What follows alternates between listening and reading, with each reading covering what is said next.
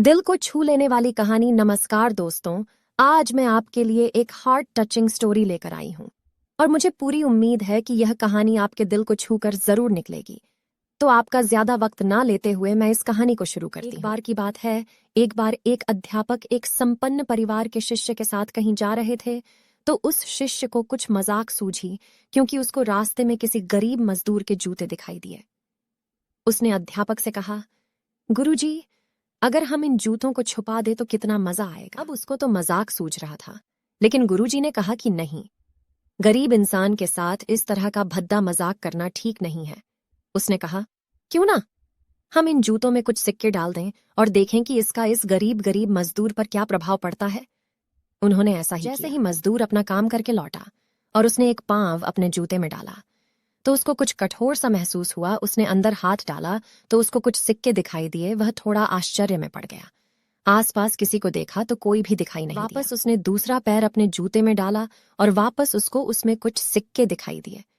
अब दोनों जूतों के सिक्कों को उसने अपने हाथों में रखा और प्रभु की तरफ इशारा किया, हे प्रभु, पता नहीं किस भले मानुष ने यह सिक्के मेरे जूतों में छुपाए हैं, लेकिन जिसने भी छुपाए हैं उसको मेरी दुआ है ताकि इन पैसों से मैं अपने बच्चों और पत्नी खाना और दवाइयां ला सकूंगा। और इतना बोलकर वह चला गया।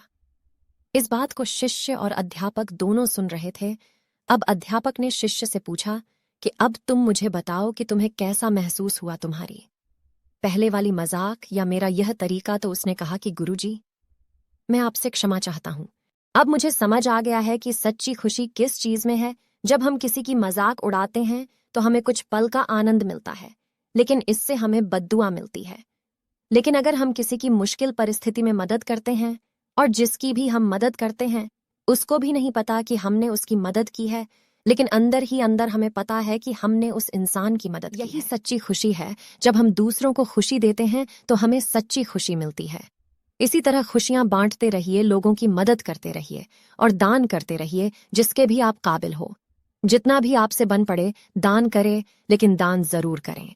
इसका मतलब यह नहीं है कि आपको कंपलसरी या अनिवार्य रूप से इतने रुपए दान करने ही चाहिए, क्योंकि हर किसी की जरूरत अलग अलग हो सकती है।